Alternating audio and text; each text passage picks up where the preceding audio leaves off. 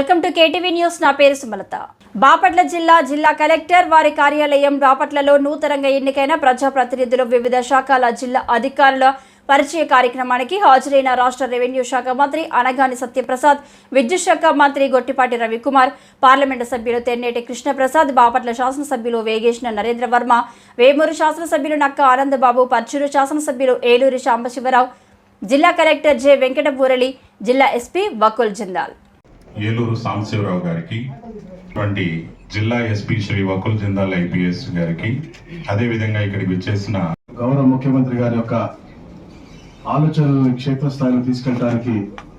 ఉపయోగపడే విధంగా ఈ యొక్క పరిచయ కార్యక్రమం ఏర్పాటు చేసుకోవడం, ఒకరికొకరు పరిచయంతో పాటు ఒక అవగాహన తెచ్చుకొని ఈ ప్రాంత అభివృద్ధి కోసం ఏదైతే ఒక లక్ష్యంతో మనం కూడా కలిసికట్టుగా పనిచేయాలి, ఈ జిల్లాని నెంబర్ 1 గా తీసుకెళ్లాలని చెప్పేసి ప్రతి ఒక్కరికి కూడా తప్పనిగా ఉందో ఏదైతే కరెక్ట్ గా చెప్పారో, నియోజకవర్గంతో పాటు ఈ యొక్క జిల్లాని నెంబర్ 1 గా తీసుకెళ్లాలి అంటే ఈ జిల్లాల స్థాయిలో ఉన్నటువంటి ప్రతి ఒక్క అధికారులు కూడా చిత్తశుద్ధితో పనిచేస్తేనే సాధ్యమవుతుందని చెప్పేసి ఒక టీం వర్క్ గా అందరూ కూడా పనిచేస్తేనే ఒక ప్రోయాక్టివ్ మోడ్ లో మనం ముందుకు వెళ్ళగలని చెప్పేసి కూడా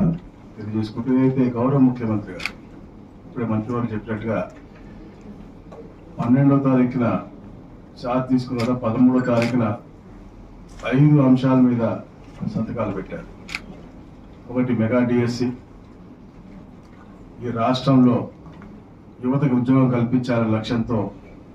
16,347 ఉద్యోగాలు కల్పించే విధంగా ఒక మెగా డిఎస్సి. అలాగే ఏదైతే ల్యాండ్ టైటిలింగ్ యాక్ట్ ఉందో, ప్రజల్లో చాలా అపోహ ఉండింది ఏమవుతుందా ఏంటా అనేది, దాన్ని పూర్తిగా రిపీల్ చేయడంతో పాటు ఏదైతే పాస్బుక్స్ అన్ని కూడా ఉన్నాయో అవి కూడా రీప్లేస్ చేసి మార్చే విధానంగా కూడా రూపకల్పన చేస్తా ఉన్నాం. నూతనమైనటువంటి పాస్బుక్లు వస్తాయి, అవి కూడా కలెక్టర్ గారి చేతుల మీదుగా నూతనమైనటువంటి దస్తావేజులు అవ్వచ్చు, అలాగే పాస్బుక్ కూడా రాబోయే రోజుల్లో